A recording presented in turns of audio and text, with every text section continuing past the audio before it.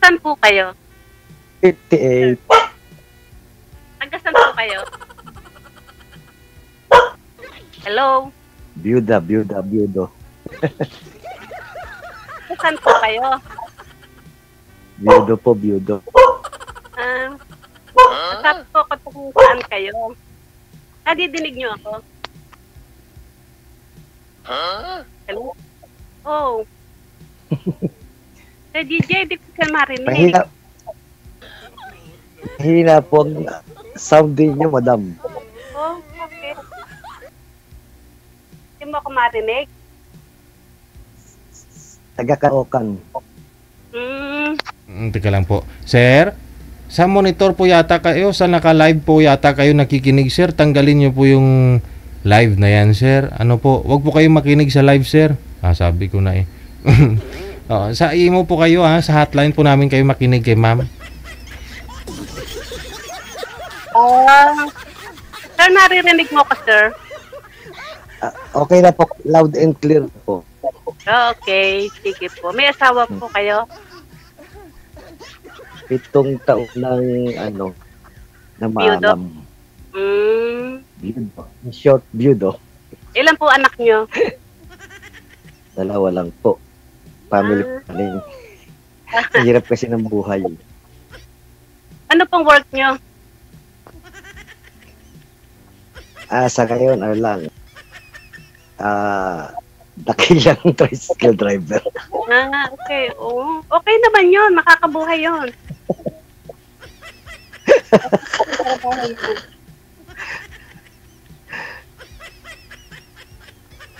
Ilan taon na? Ano pa, start? Sige po, Sige po. Ilan taon na? Ilan taon na yung mga anak nyo? Ang panganay ay lalaki, tapos siya, last 30 years old na ba? 1992 siya kasi. Okay. Malalaki na pala. Yung sumunod, 7 taon kasi ang agwat eh. Ako naman ang anak ko 3, puro lalaki. Ako isang lalaki, tsaka isang babae lang.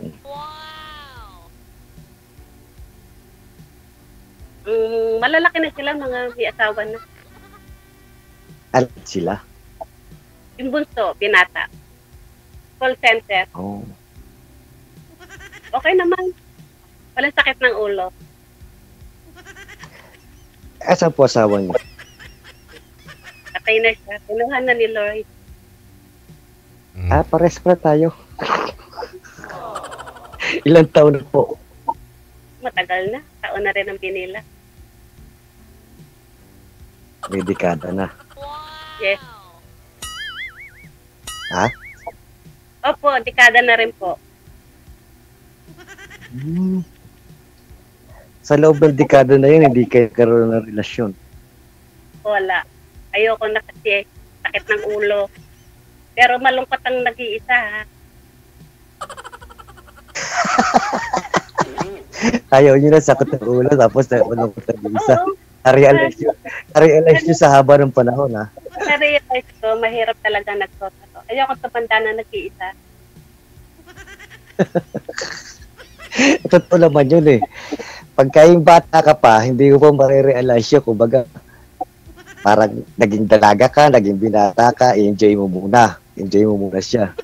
Totoo yan. Tapos, eventually, habang nadadagdagan na edad mo, parang nagkakaroon ka ng worry. Ako, ganito na edad ko. Yung mga anak natin, nag-aasawa na, iiwan ako, wala akong asawa. Naiiwan na tayo sa bahay. Ang libang, kasi ang libang ako kasi mag-jogging sa madaling araw. Walking. Yan ang aking wala man akong iniintindi kasi solong katawan na ako eh. Kasi yung mga anak ko, established na. Oo. Kayo po? Sa loob ng 7 taon, nag-enjoy ko muna yung pagiging binata. balik binata. At saka hindi kasi yung bang naging karanasan ko parang na-trauma ako kasi nga kumbaga sa stories to na baka magaya ako sa nauna maraming kwento. Kumbaga, yung pinagdaanan bago pumanaw si Mrs. Talagang nakadama talaga ako, pagod talaga, stress talaga, down to earth talaga. Kaya kumbaga, ipinahinga ko muna yung katawan ko talaga. Tapos hanggang sa makarecover ako, makamove on ako. Tagal din 4 years bago ako totally na nakarecover. Totoo po yan. Ang hirap makamove on. Kahit po ngayon walang oras na hindi ko siya naiisip. Pero okay lang. Tanggap na. Hindi na ba siya pwedeng bumalik? Kaya, magsaya na lang sa sarili. Joy-joy lang. Opo. O kung ang tinabuhay natin sa mundo, nagmamadali na. 50 plus na, di ba?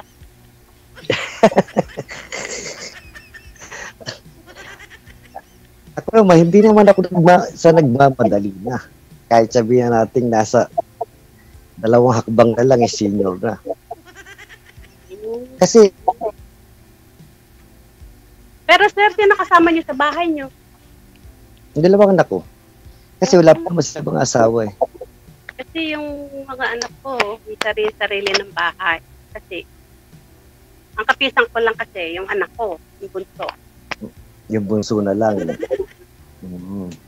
Naging katrabaho pa siya. Weekend lang siya umuwi. Solo ko bahay ko.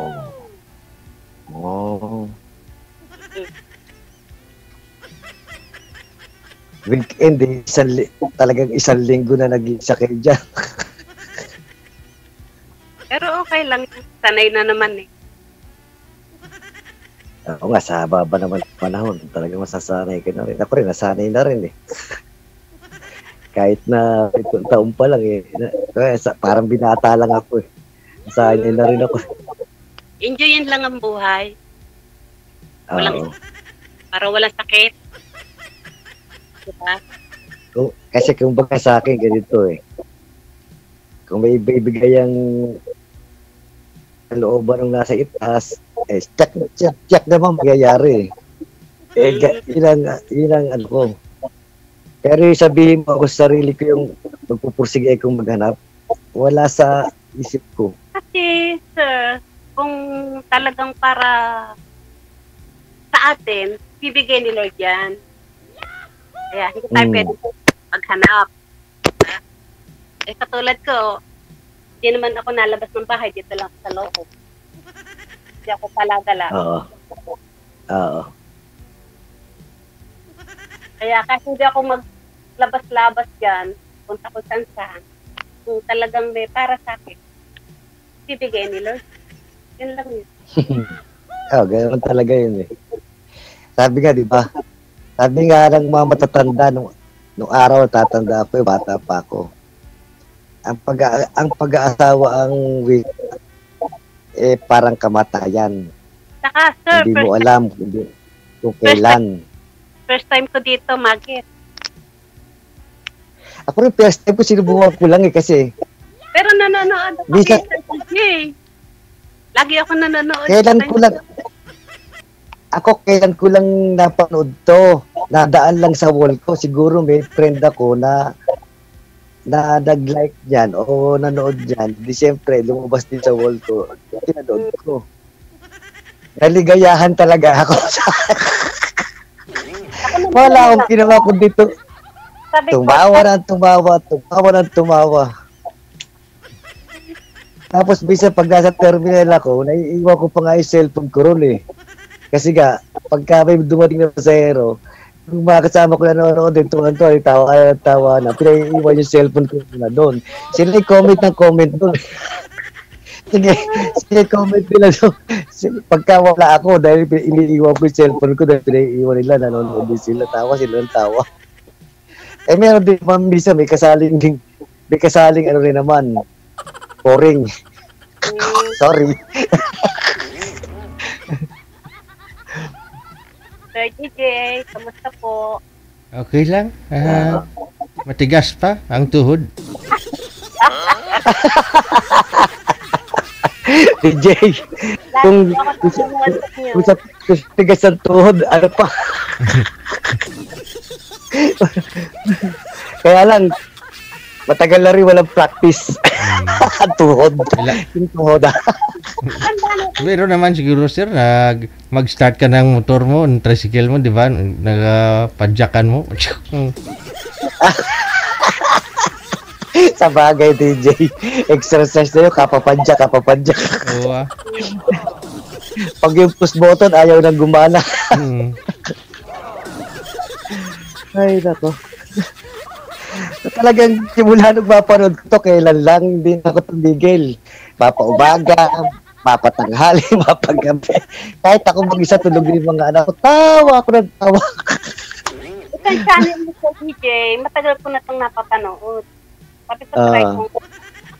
Dahil sa asawa ko, nakapanood ko na. Ganon. Hmm. Pero sa tagal nung wala na kay asawa, ngayon nyo lang naisipan sumali. Ang hirap hanapin ang channel. Hirap. Ay,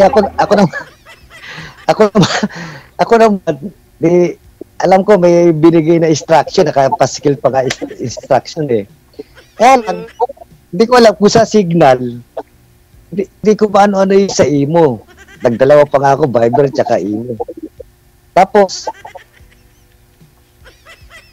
siyempre, sa mga may edad, hindi naman tayo teki sa cellphone pagdating sa mga ganyan, mga searching. Sabi ko sa anak ko, anak, paano ba to? Paano ba makikita si ano rito? DJ. Paturo pa Ay, kayo. ito pindutin niya yung ad. Sabi nga ad mo, sige. Ay, tapos tsaka ko nga ilan, yun ako telephone number. Madali lang. Kaya lang ang hirap pumasok sa searching. Siguro madaming nag-a-apply king sa DJ. Marami talaga dahil sa dami ba sa ligaya ba naman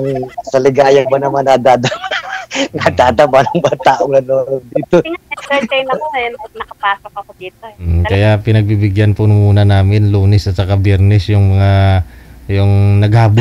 naghabol na ba sir? Last trip ganun. Last trip na ako. Sa sobrang tuwa ako, nakatuwa ako. Sabi kaya ako, subukan ko nga. Makakabahan ako, hindi ko alam. Sabi ko gano'n. Kasi iba talaga sinasabi, kinakabahan eh. Ako nga, first time, di ako nakabahan. Normal lang na mo. Kumbaga, basta, ano ka lang, para ka lang nakikipagkwento, okay na.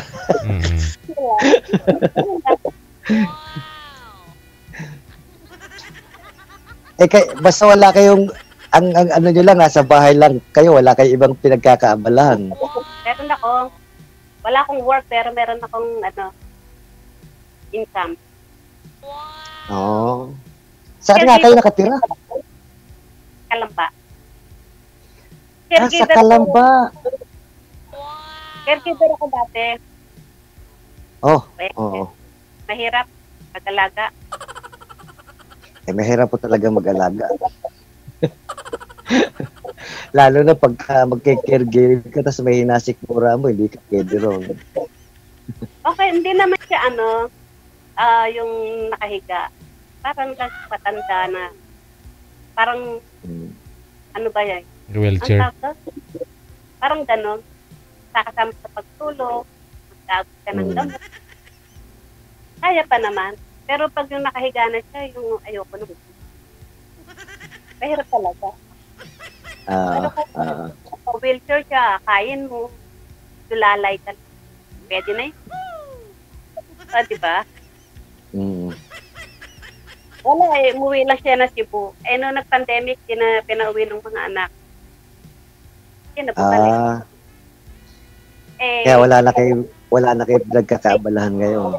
Hanap ayoko na. Tama na ako dito sa pamiedad na nga. It's time to rest. Kumbaga petik-petik. Parang ako petik-petik lang ngayon. Jogging na lang sa daling araw. Ayun, hindi ka nagja-jogging? Ako? Mm-mm. Simula nung itong mga karaang magdadalawang taon, meron akong mga kaibigan kasama sa TODA sa asosasyon na nag-aya mag-gym. Mm. Oh, sabi ko, wala na tayong time sa mga ganyan. Dito lang patang-patara tayo rito. Kahit nga walang pasahero, tambay lang, patara rito, mag-gym ka pa. E di, pipilit, grupo. Siyempre, pinakisamahan mo, grupo kayo, banding kayo. Mm. Tapos, gym kami. Mm. Inaaya nila ako sa malayong gym. Mm. Naalala ko, sa tagal lang pa lang nakatira ako dito sa lugar namin, yung gym, nasa pa lang ng bahay ko. Meron, Sabi ko, meron pa. ba't tayo pupunta pa sa malayo? Yung gym nga doon sa amin, nasa lang ng bahay ko. Isa pa lang anak ko, nandun yung gym na yun, pero minsan di pa ako pumasok doon. Sabi ko, nalan tayo. Ba't pa tayo lalayo? Sabi ko gano'n, mas mura pa daw kaysa sinasabi mo. Sabi ko gano'n sa kaibigan ko. Ayun, nagkasundo kami. Alas 9, pack up kami sa pila sa biyahe. Biyahe kami rin sa bahay. Yun, nag kami. Turuan nila ako, ganyan. Sa umpisa, mahirap naman ito. Kahit yung para sa iba, napakagaan ng binubuhat. Sa akin, napakahirap. Mm. Eventually, nasanay din ako.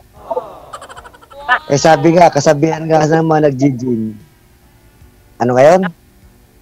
No pain, no gain. Totoo pala yun.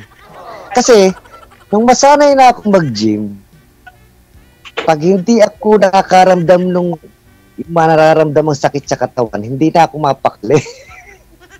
Hinahanap-hanap ko siya para siyang kumbaga sa mga addict, droga na hindi pwedeng hindi ka magte-take, parang gano'n ang dating. Mm. Kasi mula nun, tumigil na silang mga nag-aya sa akin, pero ako continuous hanggang ngayon, continuous, kahit once a week, every Sunday. Minentain ko na yun, hindi ko na tinigil yun. Kasi nahanap na ng katawan ko. Ganda sa katawan niya, lalo tumas sa papawis. At saka nakarecover talaga yung katawan ko, yung sa pinagdaan kong hirap, stress talaga ang laki na ng pinagbago na yun. Bumalik na yung sigla ng katawan ko nung para akong binata talaga. Talaga ha. Sinasabi ni DJ na matigas pa ang tuhod. Matigas pa tuhod, nakakabuhat nga ng weights. Masakit sa tuhod ko. Lalo ngayon magbukas. Oo. Pero hindi pa naman kuya kayo mukhang matanda ah. Okay, Sabi nga nila, tsaka actually, wag na, baka sabihin naman iba, nagbubuhat ako ng bangko. Nagbubuhat ng sariling upuan, ganun. Oo. May istorya ko lang sana ng briefing lang ba, konti-konti. Go ahead. Ibig sabihin kasi ganito. Naniniwala naman ako sa nagsasabi na kumbaga hindi ako malayo ako sa edad ko, parang gano'n, parang hindi 58. Kasi ako mismo napapatunayan ko, hindi naman sa pagmamayabang, may mga nagkakagusto rin sa akin ng mga bata pa ang edad. Hindi, ang kuya. Kaya lang, ang iniisip ko nga, papatol pa ba ako sa mga bata na sure pag nag-partner ka ng mga bata, matik, magkakaanak ka. Magkakaanak ka, siyempre. Si bata pa. Kasi bata yung partner mo. Tayo na lang hindi mga lalaki, walang expired, di ba? Siyempre, pag may edad ka na, tapos kawawa yung magiging anak mo pag sakali, no? Oo. Iniisip ko, okay ni kalagayan ko, kung pa petik-petik na lang, parang buhay binata, kumbaga, pansariling panggastos lang, huwag lang masabing di ka naghahanap buhay, kumbaga, mahirap din mag-stay sa bahay, wala kang magagawin sa bahay. Magbabalik pa ba ako sa, kumbaga sa pag-aaral, pabalik ba ako sa kinder, grade 1, grade 2, grade 3? Diba? may edad ka na, patanda ka na, kahit sabi mo mas mukhang bata ka pa rin, siyempre maradagdagan na edad mo, bibigay ka rin. Ayoko na. Eventually. Babalik ko niya sa AAEO. Kompanyon na lang, sir, parang ganon. Hinahanap mo na rin. No? Gano'n na lang, DJ. Yung mga, may mga apo na po ba kayo? Wala pa, DJ. Ah, Wala pa rin, di pa rin sila nakaisip pag-asawa pa. Pare-pares kaming single. ayun naman pala, sir eh. May na nga nagkagusto nga sa yung medyo bata pa. Pero dyan sa paligid nyo, wala bang mga byuda, ganun? Byuda? Kasi nga, sabi mo kanina, hanap ng malayo, ng gym. Yun pala, sa harapan ng bahay nyo, mayroon palang gym dun. Baka dyan Yung lang... katabi mismo, yung katabi mismo DJ ng gym, may byuda ron. Yun naman pala eh. Kaya lang, siyempre, DJ, depende naman sa type mo yan. Oo. Diba? Oo, bagay.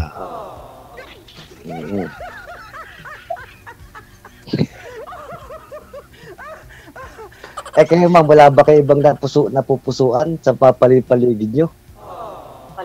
Baka ikaw na yun, sir. Wala? Wala po.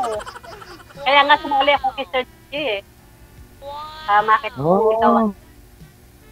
Nung nakita nyo ako, hindi tumibok ba puso nyo? Hindi naman siguro. Hindi, agad naman ba yun? Hindi tibok lang. Siyempre, kailangan tumibok yun para mabuhay tayo. Pag kasi nag-stop yun. Dito na. Tumibok yung puso. Kasi pag nag-stop talaga yun. So, hindi tumibok puso mo kay sir. Ma'am, ano ang nagtibok? Batikulon mo? Ano? Wala. Kumbaga, wala bang spark? Spark. Ba't sasabihin yung nararamdaman ko, sir? Ano daw ang tumibok, ma'am? Kung hindi ang puso, hindi rin yung atay, batikulon o balon-balunan, ano? Joke lang, mama. Para maligayahan naman yung mga nanonood sa atin. Paano ba tumibok? Parang wala kayong pinagdaanan. Siyempre sa akin lang yun, no? Oo. Secret lang yan, secret. Bawal kasi yung karamdam. Diba, social media to eh. Bakit lang yun? Malapit ba kayo, ma'am, doon sa di ba yung marami swimming pool dyan sa Laguna? Kalapit. Napakalapit. Walking distance lang po. Walking distance. Dito lang kami sa Pansol.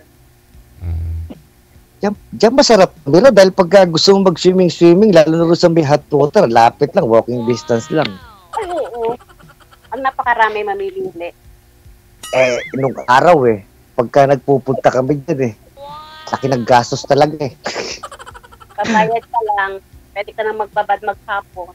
Sa mainit. Tapos, automatic, na mag-overnight ka para makapag-enjoy ka. Kasi kung isang araw lang kulang, travel mo back and forth, kulang ang oras. Kaya mag-overnight.